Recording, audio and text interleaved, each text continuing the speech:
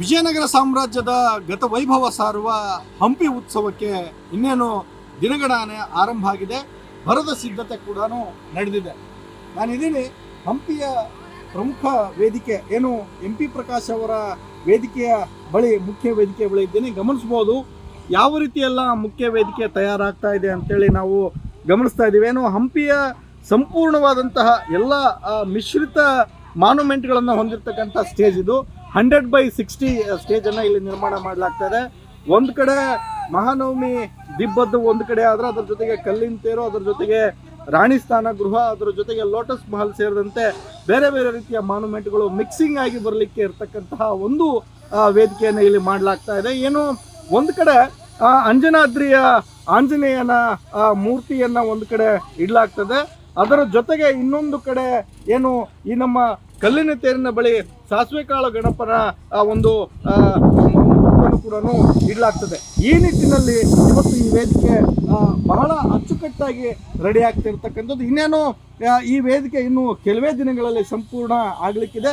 ಇದರ ಒಂದು ವೇದಿಕೆಯನ್ನು ನಿರ್ಮಾಣ ಮಾಡ್ತಾ ಇರತಕ್ಕಂತಹ ಉಡುಪ ಸಂಸ್ಥೆಯ ಆಯೋಜಕರು ಕೂಡ ನಮ್ಮ ಜೊತೆಗಿದ್ದಾರೆ. ಅವ್ರನ್ನ ಮಾತಾಡಿಸ್ತಾ ಹೋಗ್ತೀನಿ. ಸರ್, ಯಾವ ನಿಟ್ಟಿನಲ್ಲಿ ವೇದಿಕೆಯನ್ನು ತಾವು ರೆಡಿ ಮಾಡ್ತಾ ಇದ್ದೀರಿ ಮತ್ತು ಏನೇನೆಲ್ಲ ಮಾನ್ಯುಮೆಂಟ್ಸ್ ಎಲ್ಲ ಇರ್ತದೆ ಸರ್? ನೋಡೋ ಹಾಗೆ ಮೇಲ್ಗಡೆ ಕಮಲ ಮಹಲ್, ಕೆಳಗಡೆ ಸಪ್ತಸ್ವರ ಮಂಟಪ, ಮತ್ತು ಇಲ್ಲಿ ರಾಣಿಯ ಸ್ನಾನಗೃಹ, ಮತ್ತು ಇಲ್ಲಿ ಕಲ್ಲಿನ ತೇರು ಎರಡಿದೆ. ಒಂದು ಅಂಜನಾದ್ರಿ ಬೆಟ್ಟದ ಆಂಜನೇಯ ಮತ್ತು ಸಾಸಿವೆಗಾಳ ಗಣೇಶ, ಇವೆಲ್ಲ ಸೇರಿಸಿ ಒಂದು ಕೊಲಾಜ್ ಮಾಡಿ ನಾವು ಸ್ಟೇಜ್ನ ನಿರ್ಮಾಣ ಮಾಡ್ತಾ ಇದ್ದೀವಿ. ನೀವು ನೋಡ್ತಿರೋ ಹಾಗೆ ಈ ಸ್ಟೇಜಲ್ಲಿ 3 ಸ್ಟೇಜ್ ಇದೆ. ಒಂದು ಮೇಲ್ಗಡೆ ಇರುವಂಥ ಸ್ಟೇಜ್ನಲ್ಲಿ ನಮಗೆ ಸ್ಟ್ರಕ್ಚರ್ಸ್ ಬರ್ತಾ ಇದೆ. ಎರಡನೇ ಸ್ಟೇಜ್ನಲ್ಲಿ ಮ್ಯೂಸಿಷಿಯನ್ಸ್ಗಳು ಬರ್ತಾರೆ. ಮ್ಯೂಸಿಷಿಯನ್ಸ್ಗಳು ಬಂದು ಪರ್ಫಾರ್ಮೆನ್ಸ್ ಮಾಡ್ತಾರೆ. ನೆಕ್ಸ್ಟ್ 3ನೇ ಸ್ಟೇಜ್ನಲ್ಲಿ ಡ್ಯಾನ್ಸ್ ಇರ್ಬೋದು, ಇನ್ನೊಂದೇನೋ ಪರ್ಫಾರ್ಮೆನ್ಸ್ ಇರ್ಬೋದು. ಅದಕ್ಕೆ ನಾವು ರ್ಯಾಂಪ್ ಕೂಡ ಮಾಡಿದ್ದೀವಿ. ಸೊ ಈ ಥರ ನಾವು ಎಲ್ಲ ಒಂದು ಕಾನ್ಸೆಪ್ಟ್ನಲ್ಲಿ ಈ ಸ್ಟೇಜ್ನ ನಿರ್ಮಾಣ ಮಾಡ್ತೀವಿ. ಎಸ್, ಇದಿಷ್ಟು ಉಡುಪ ಸಂಸ್ಥೆಯ ಏನು ಆಯೋಜಕರು ಸ್ಟೇಜನ್ನು ರೆಡಿ ಮಾಡ್ತಾ ಇದ್ದಾರೆ. ಇವರು ಈ ಬಾರಿ ಹಂಪಿಯ ಎಲ್ಲ ಮಿಶ್ರಿತ ದೇಗುಲಗಳ ಒಂದು ಎಲ್ಲವನ್ನು ಹೊಂದಿಕೊಂಡು ಅದರ ಜೊತೆಗೆ ವಿಶೇಷವಾಗಿ ಏನು ಸಪ್ತಸ್ವರ ಮಂಟಪ ಏನಿದೆ, ಆ ಸಪ್ತಸ್ವರ ಮಂಟಪದನ್ನು ಕೂಡ ಇಲ್ಲಿ ಈ ಒಂದು ವೇದಿಕೆಯ ಮುಖ್ಯ ಒಂದು ವಸ್ತುವನ್ನಾಗಿ ತಗೊಂಡು ಈ ಒಂದು ವೇದಿಕೆಯನ್ನು ನಿರ್ಮಾಣ ಮಾಡಲಾಗ್ತಾ ಇರತಕ್ಕಂಥದ್ದು. ನಿಜಕ್ಕೂ ಕೂಡ ಈ ಬಾರಿಯ ಹಂಪಿ ಉತ್ಸವಕ್ಕೆ ಜನೋತ್ಸವವಾಗಿ ಆಕರ್ಷಣೆಯ ಒಂದು ವೇದಿಕೆಯಾಗಿ ಈ ಒಂದು ಮುಖ್ಯ ವೇದಿಕೆ ತಯಾರಾಗ್ತಾ ಇದೆ. K Suresh Chauhan, Republic Kannada, Vijayanagara.